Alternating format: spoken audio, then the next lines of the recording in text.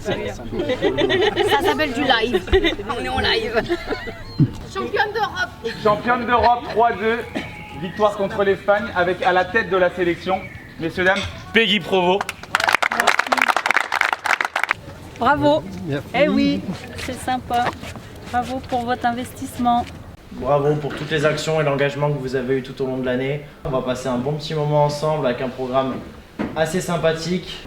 C'est une récompense et on est très très heureux au nom de la fédération de vous accueillir aujourd'hui, de vous faire un partage d'émotions, un partage d'envie, un partage visuel en vous disant qu'aujourd'hui ici il y a eu quand même 2 étoiles qui sont importantes, mais vous êtes l'étoile la plus brillante aujourd'hui et on tenait à vous remercier et vous laisser bien sûr savourer ce grand moment ensemble. Je tenais aussi également à remercier l'île de la Réunion qui est aussi présente aujourd'hui. Oui, 11 heures de vol pour venir jusqu'ici. Mais c'est avec un grand plaisir de faire partie de ce rassemblement. On a beaucoup d'actions qu'on a mises en place qui se renouvellent, avec tous les thèmes qui ont été abordés, la santé, l'environnement, le fair play, l'arbitrage, voir où les équipes de France s'entraînent, les sélections, qu'elles soient féminines ou masculines s'entraînent, les installations, le centre d'entraînement, les vestiaires. Franchement, c'est magique de venir ici.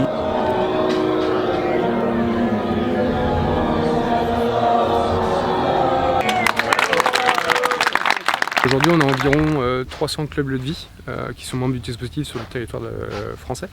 Le dispositif c'est la 4e année.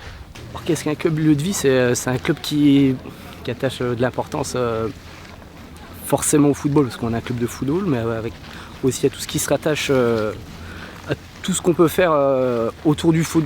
C'est une deuxième maison pour les licenciés. On peut y être à 8h, à 20h, à 22h, il y a toujours quelque chose à faire.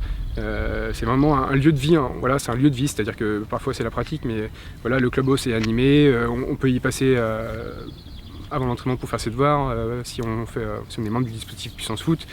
Voilà, c'est vraiment un lieu de vie où c'est très convivial et c'est des clubs qui ont des valeurs très fortes et où le sentiment d'appartenance au club est très important. Il n'y a pas que apprendre aux enfants à jouer au foot, il y a aussi leur apprendre des petits thèmes sur tout ce qui entoure le foot, que ce soit sur l'environnement, sur la santé, sur le fair play, le respect, etc. Donc nous on a mis diverses petites actions tout au long de l'année en place sur ces thèmes-là. Et puis voilà, aujourd'hui c'est la récompense. C'est mélanger tous les âges. Il y a du handicap, il y a des femmes, des hommes, il y a des anciens, des jeunes. Waouh! Le gain de ce magnifique maillot de l'équipe de France féminine, mesdames. Merci bien. C'est pour vous, pour votre club. Club amateur, on en vient, j'en viens aussi, donc on a grandi grâce à vous et ça c'est hyper important. Une belle valorisation pour les actions qu'on a menées pendant toute cette saison. On a notre référente Manuela qui mène des actions d'accompagnement scolaire, c'est-à-dire elle fait des maths, de l'anglais, de l'histoire géo, mais toujours en lien avec le foot. Elle fait ça le mercredi après les entraînements. Une nouvelle activité, c'est le baby ballon. Donc pour les enfants de 3 à 5 ans, on leur fait des petits ateliers de coordination, de manipulation du ballon, etc. pour qu'ils puissent connaître un petit peu ce que c'est un club, faire un premier pas dans l'environnement sportif.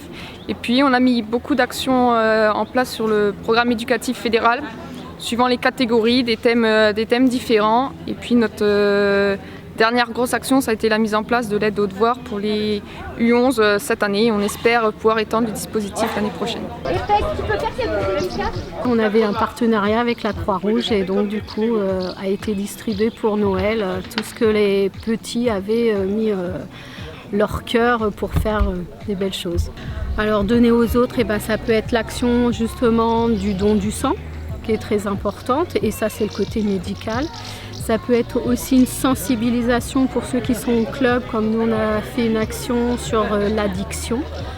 Et puis aussi après c'est aussi récompenser le travail, pour donner un exemple, des filles qui sont en section sportive au Séchart Football ont eu justement l'opportunité grâce à leur travail de venir à Clairefontaine voir un entraînement des filles de l'équipe de France. Pour la citoyenneté, on a organisé pour une semaine la semaine de la politesse.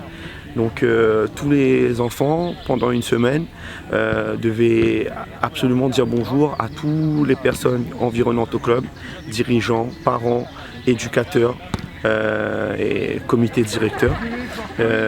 Et cette action a permis que tout au long de l'année, il le renouvelle et ça a permis aussi un rapprochement, un lien à faire entre toutes les parties prenantes du club. Je prends le lauréat de cette année, Villiers-Saint-Paul, qui a mis en place à partir de Puissance Foot une académie où les enfants sont récupérés au collège et avec l'accord de la collectivité et de l'interco.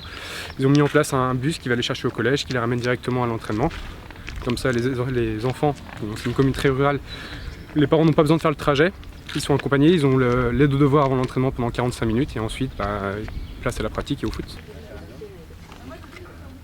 C'est simplement de former de bons footballeurs mais aussi de bons citoyens.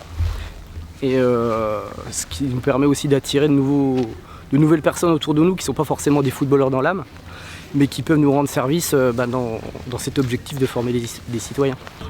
J'aurais jamais pensé que même la Fédération française puisse se mettre dans de types d'actions. Parce que c'est vrai que le football de mon époque, on jouait qu'au ballon, il n'y avait rien d'autre. Alors par contre j'avais des éducateurs qui étaient comme ça, qui m'ont aidé quand j'étais jeune, parce que j'avais pas les moyens, et ils ont fait ça pour moi. Et j'avoue que j'ai essayé de le reproduire, tu vois, pendant des années, rendre ce qu'on m'a donné. Ça m'a sauvé la vie.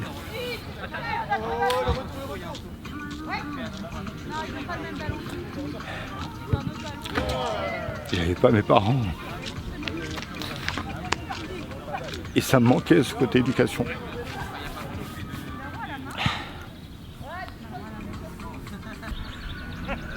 Et ça, je reprends ça, ce mec-là. J'ai jamais pu les remercier en fait. C'est l'occasion. Ouais, merci. Et j'ai un peu l'impression d'être le parent de tous ces enfants que j'ai éduqués un jour dans ma vie. Et ça me fait du bien. L'idée qu'on a, c'est d'intégrer les parents du club pour faire.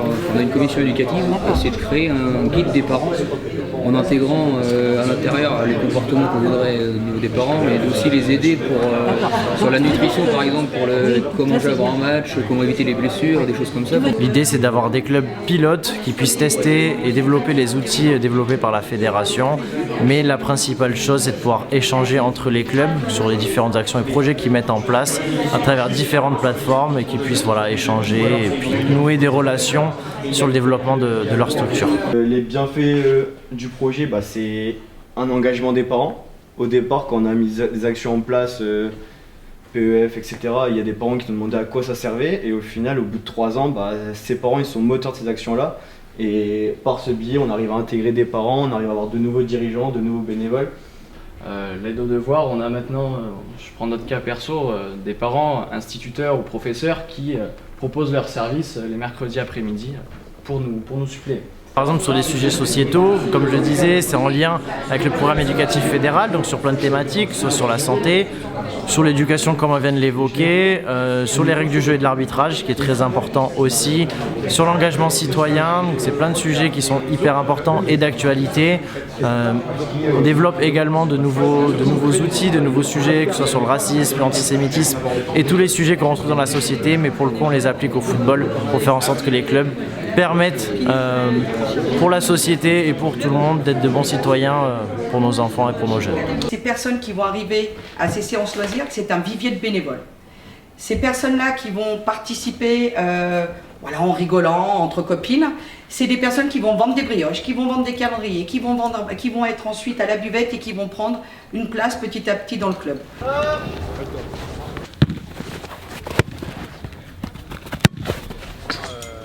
Ah oui, il y a du nouveau. Oh là là. La fédération développe différentes pratiques diversifiées du football, donc on en compte 11 aujourd'hui. Et on a proposé ce matin à nos clubs lauréats, clubs lieux de vie, une initiation et une sensibilisation au football en marchant. Chaud. C'est pas parce qu'on marche que c'est pas fatigant. Le foot en marchant, je ne connaissais absolument pas. À part ce qu'on m'avait dit au cours des tables rondes, des rendez-vous club lieu de vie. J'ai jamais pratiqué et en fait je me faisais un peu des préjugés sur le concept et en fait non, c'est très marrant, on se transpire, on peut le voir, donc c'est du sport quand même. Et non, c'est très convivial, c'est très marrant, on se marre parce qu'il n'y a pas d'enjeu, on est vraiment là que pour s'amuser. Achise. Ça passe quoi la télé? Oui. Il m'a dit qu'il partait.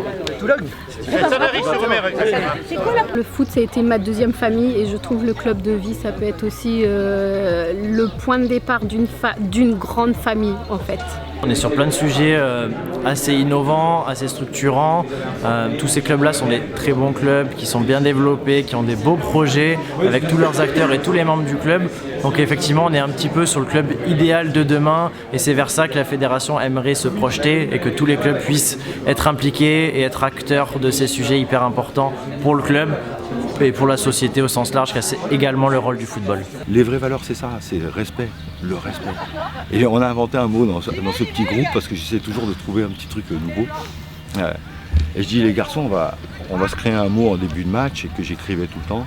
Et j'écris RAP, R-A-A-P. Et c'est le respect des arbitres, des adversaires et de ses partenaires. Et j'ai le rap, ça vous parle? Bon bah vous, le nôtre il a 2 A, c'est pas grave. Très heureuse d'être là, ça permet de voir d'autres clubs, de connaître d'autres personnes, de sortir un petit peu de son département, d'échanger avec des personnes qui sont dans le même dispositif, donc sur ce qui a marché, ce qui a moins marché, comment on peut améliorer le dispositif et puis être un petit peu au sein de l'équipe de France de football. C'est vrai qu'on se trouve un petit peu comme les petits poussets ici, quoi. Voilà. C'est pas inimaginable qu'on puisse être là aujourd'hui en fait.